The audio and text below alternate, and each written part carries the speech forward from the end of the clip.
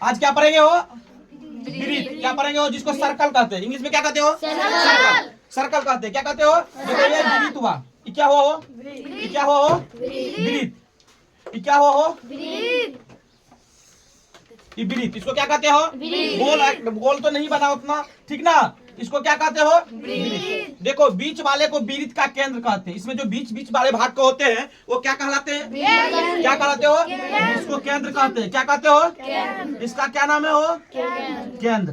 क्या नाम है हो? केंद्र। अब बताओ परिधि किसको कहते हैं? क्या है वो?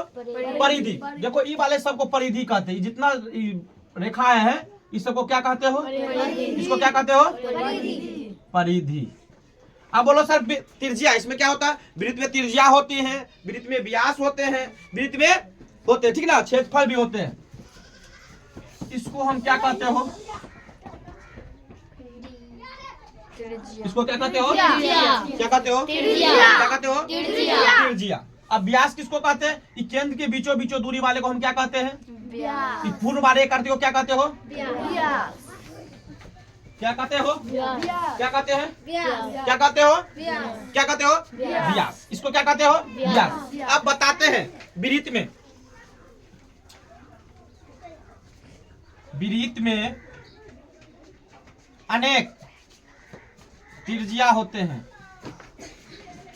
क्या होते हो? वृत्त में अनेक त्रिज्या होते हैं। बहुत से त्रिज्या खींचे जा सकते हैं। वृत्त में अनेक से त्रिज्या खींचे जा सकते हैं। क्या होते हो?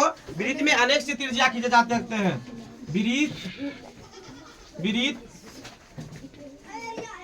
वृत्त एक गोल आकृति है। क्या हो? वृत्त एक गोल आकृति है।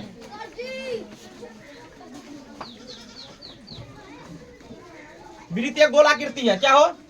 वृत्त एक गोल आकृति है। अब क्या हो वृत्त का परिधि क्या होता हो? पहले वृत्त का क्षेत्रफल समझते हैं, उसके पहले वृत्त का त्रिज्या समझ लेते हैं, तब उसके बाद वृत्त का त्रिज्या बराबर क्या होता हो? त्रिज्या बराबर होता है व्यास बटे 2। क्या होता हो? तो जिसको डी बटे 2 कहते हैं। जिसको डी बटे 2 कहते हैं। जिसको डी बटे 2 कहते हैं। डी का क्या कहते हैं? व्यास। क्या कहते हो? अब वृत्त का व्यास बराबर, वृत्त का व्यास बराबर होता है त्रिज्या गुना 2 गुना त्रिज्या, या जिसको हम 2 गुना आर कहते हैं। क्या कहते हो? 2 गुना आर। अब क्या हो? वृत्त का क्षेत्रफल बराबर, वृत्त का क्षेत्रफल बराबर, वृत्त का क्षेत्रफल बराबर होता है पाई आर स्क्वायर। क्या होता हो? पाई क्या क्या होता हो? सबसे पहले पाई के बारे में समझ लेते हैं हम। क्या होते हैं?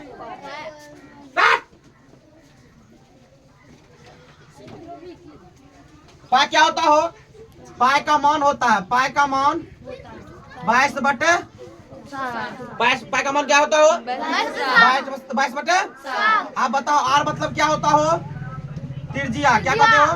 अब इसको हम ये भी लिख सकते हैं 22 गुना 22 बटे 7 गुना त्रिज्या गुना त्रिज्या। क्या लिख सकते हो?